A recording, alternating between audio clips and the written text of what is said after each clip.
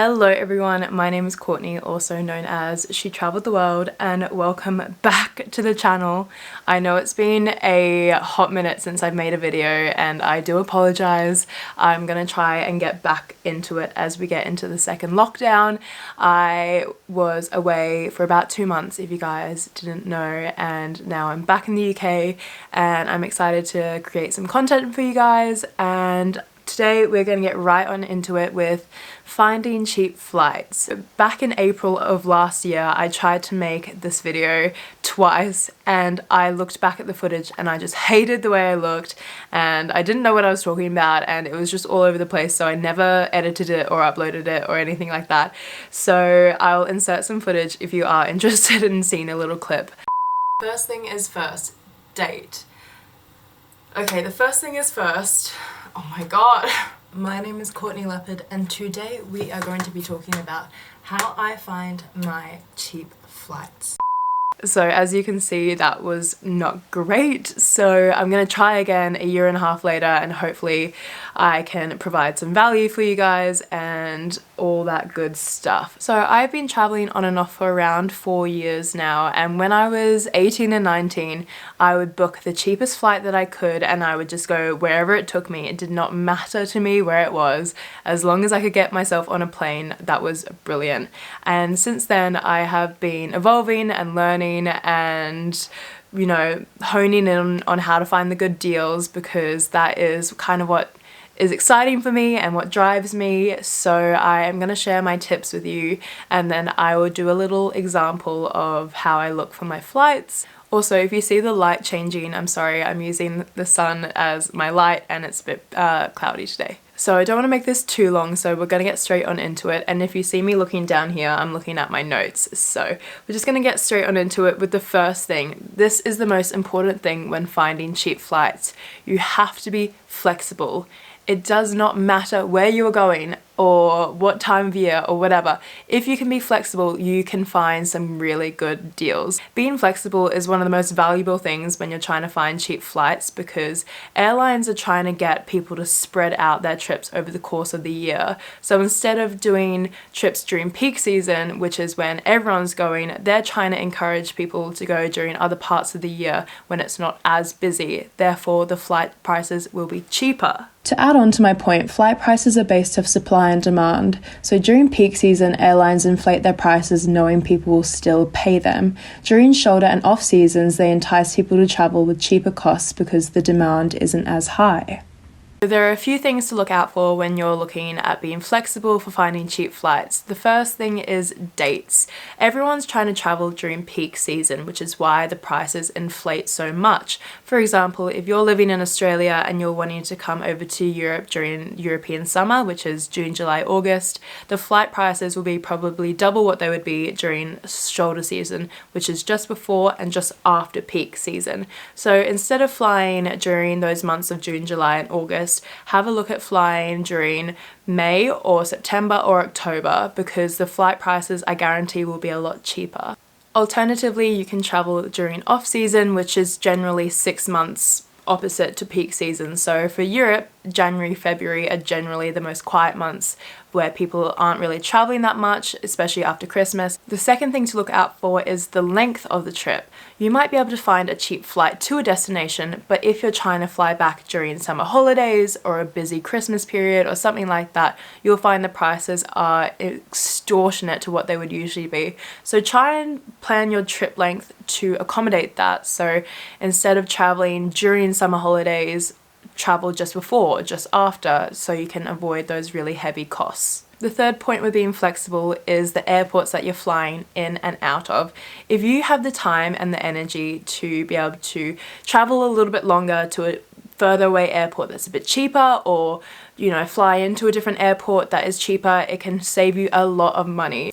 For example, I live very close to London, so I have Heathrow, Gatwick, Stansted, Luton, Southend, London City. I've got about 6 airports that I can choose from, which are within a couple of hours of where I live. Heathrow for me is the closest, but if I could fork out an extra hour and a half of my time to go to Stansted, I would be able to save about 50 or 60 quid on a flight, just generally. Okay, let me expand on this a little bit more. So although these 6 airports are classified as London airports, they're not all situated in London. So London Heathrow is one of the closest airports into London City. So you have big airlines such as British Airways and Etihad all doing long-haul flights into Heathrow, whereas Luton and Stansted are known as more short-haul European destinations. So they have Ryanair, Wizz Air, and so on. So they're a little bit further out of London City, which is why it takes longer for you to get to them, and which is why they have cheaper short haul flights to fly in and out of. So keep that in mind when you're having a look. I like to look in the general area of where I'm trying to fly in and out of instead of specific airports, because generally there'll be a cheaper option to fly into. And the fourth thing with being flexible is the destination. So some people are very set on where they want to go. Of course, I understand that completely. But if you can be flexible with flying into a different city in the country that you want to travel to, or flying to a neighboring country and traveling overland to the country that you want to travel to, it can really help. For example, if you wanted to travel around Southeast Asia, generally flying to Thailand would be the cheapest because it's more of an international hub for you to travel to compared to if you wanted to fly into Cambodia or Laos. So consider flying to Bangkok and then getting a short haul flight to Cambodia or something like that, or an overnight train. So the next point is research. It never hurts to research when you're looking for flights, because I guarantee the initial flight price that you're looking at is nowhere near as cheap as you'd be able to find it if you spent an extra hour or two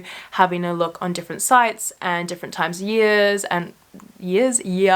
and all that stuff. So please take the time to research. I promise it will be worth it. So over the years, I've noticed that as a general rule, the short haul flights that I book, it's cheaper for me to fly into an airport that's a bit further out of the city, a bit out of the way, compared to big busy airports. For example, for me to fly from London to Paris, it'd be cheaper for me to fly into Orly, which is about an hour and a bit outside of Paris city centre, compared to if I were to fly into Charles de Gaulle, which is a big international airport that a lot of long haul flights fly into. On the other hand, if you were flying on a long haul flight, so for example from Sydney, and you wanted to get into Europe, flying into a big international hub is going to be so much cheaper for you. So this could be Athens, Barcelona, Paris, Rome, London. Big international cities that have a lot of air traffic will be cheaper than for you to fly into like Nice or Brussels or something like that. So have a look at big international airports if you're looking at flying from intercontinent. So here are a few things to look out for when you're researching for your flights. So the first thing is dates. We briefly touched on this, but when you're looking, whether you're looking on Skyscanner or Google Flights or whatever, look per month or per week. Again, this goes back to being flexible with your dates. If you can do per week, generally that is better than looking at specific dates, and per month will be brilliant because I guarantee there will be one day or a couple of days of that month where the flights are incredibly cheap. Okay, number 2, we briefly touched on this before, but your departure airport. If you can travel an extra hour or two on the bus or the train to get to a different airport where the flights are a bit cheaper, it would be absolutely amazing. Again, not everyone has that luxury, but if you do, definitely have a little look around. Number 3 is your arrival airport, and I always look on Skyscanner for my flights. I'll get into that in a little bit, but I always look at my arrival country per country rather than city. For example, if I was to fly from London to Krakow, I would look at Poland as a whole country to see if maybe, you know, Gdansk or Warsaw would be cheaper for me to fly into, and then I would just get the train. So arrival airport, very important. So the next point can be quite valuable for those planning on doing more long haul flights, and that is to book your own connections. I know when you look up long haul flights, generally the airline or whatever will find the connection for you, but that can actually end up being pretty expensive. For example, if you were in New York and you wanted to fly to Paris and the airline that you're looking at is trying to charge you £900, have a look at flying from New York to Dublin or New York to London, a big international hub, and maybe that flight would be about 600 quid. And then you can easily find a short haul flight with Ryanair or Wizz Air or one of those really rubbish airlines and find a cheap like £30-40 flight from Dublin or London, and you can get to Paris for 640 quid compared to 900. So again, this is where the research comes in, and it does take a bit of time to find the little tricks and hacks, but if you do take the time, you can definitely find really good deals like that. So the last tip when it comes to research is get familiar with flight search engines. So for me, I love Skyscanner. I've been using it for years. I just find it so easy to use and it's just my favorite. But there's Google Flights, there's Kayak, Momondo, there's a couple of others that I can't remember, but they all do very similar things. Some of them have different deals at different times a year, so don't be scared to have a little Google at all of them and compare flight prices, because one flight might be cheaper on Skyscanner than it is on Momondo, and then one might be cheaper on Kayak and all that stuff. Have fun researching, because I love Skyscanner and I love spending time just looking at flights. For some reason the next footage didn't actually record, but this next part of the video I like to call She Traveled the World's Flight Hacks. So this is a small list of things I personally find quite helpful when looking and booking flights. First is the one-way method, and this is for people who love a bit of spontaneity. When I first started traveling, I would always miss my return flights because I was either 1, not in the city I was actually meant to fly out of, or 2, I didn't actually want to leave. The one-way method is pretty self-explanatory. Basically, you book your flights one way so you can be more flexible with your destinations and your time. So the next tip, it's very controversial in the travel world, but I find it's quite helpful, and it's up to you to decide whether you think it's true or not, but it is booking flights on a Tuesday and flying out on a Tuesday or Wednesday. So if you think about it, people want to go away for the weekend.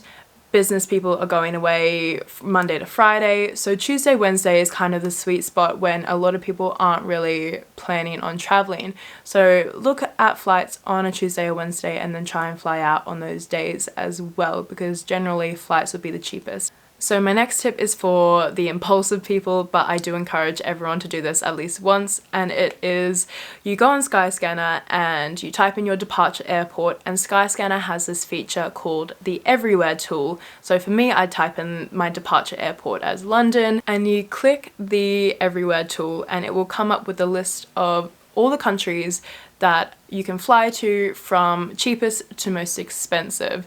Again, if you live in Europe, you are pretty much spoiled for choice of where you can go and how cheap flights are, especially with, you know, the really cheap airlines. So if you are feeling daring, go and book one of the really cheap flights. That's how I ended up in North Macedonia. I think I paid about £20 one way to North Macedonia, and I had never really heard of it before, so that was a really fun idea for me. But yeah, don't be scared to have a little look on the Everywhere tool. So my next tip is, how far should you book in advance?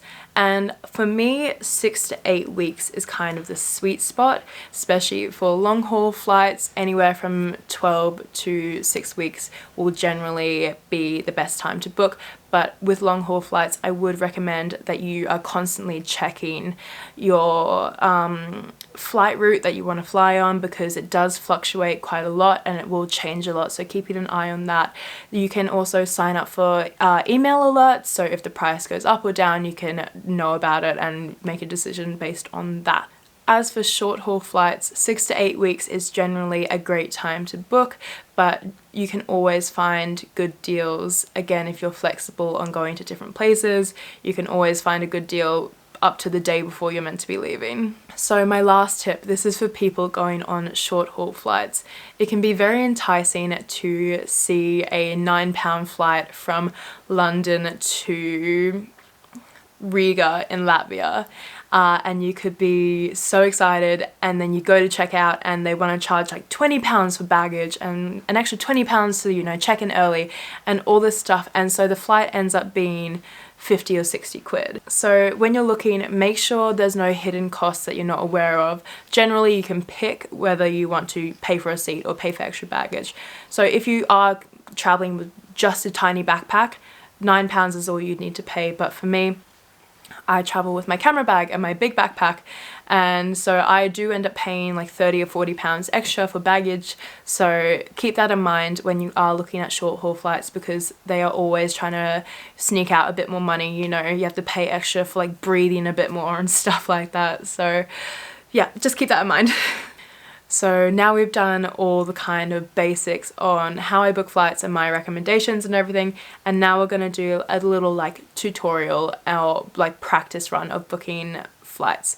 So when I book my flights, I always go on a VPN. So a VPN is a virtual private network. If you don't have one, I highly recommend you get one. It is so vital, especially these days when like public Wi-Fi isn't necessarily safe and you want to protect your data and you just want to be safe with your information. So a VPN is super important. I use Surfshark. I will put a link in my bio where you can get 81% off.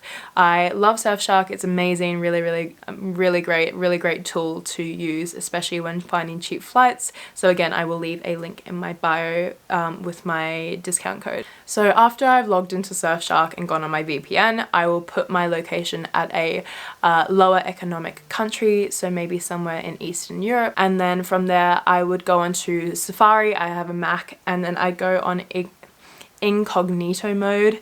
So basically it's a private browser that doesn't track your cookies or your previous history. Basically, if you didn't know, if you're constantly looking at flights, your computer's tracking that you're constantly looking at flights, and it will sneakily try and put the prices up. So going on a private browser will mean that there's no search history on your computer.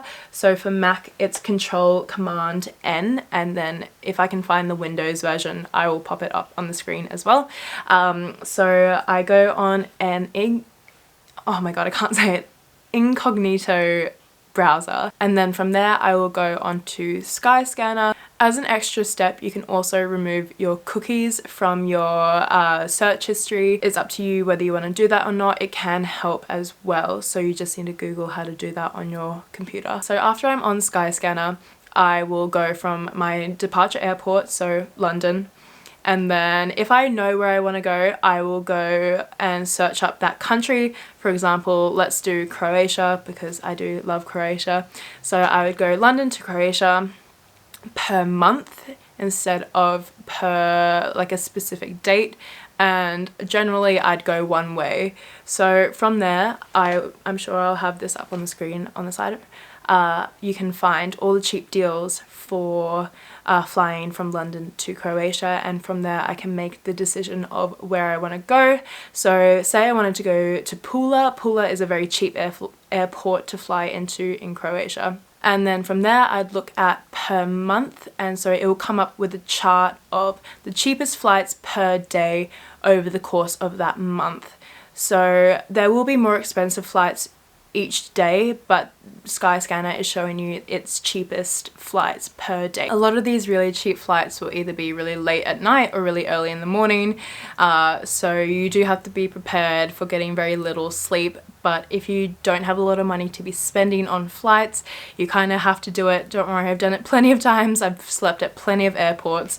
So it is all part of the journey and all part of the adventure, and you can always sleep on the plane. So I highly recommend just paying the £9 and a bit extra for baggage, and then just getting yourself on that plane and just going. Amazing. That's kind of everything for this video. I hope it's not too long, and I hope you guys liked it and enjoyed it. I love finding flights. I don't know why, I find a weird enjoyment of it, so I'm sorry if you can hear my mum vacuuming.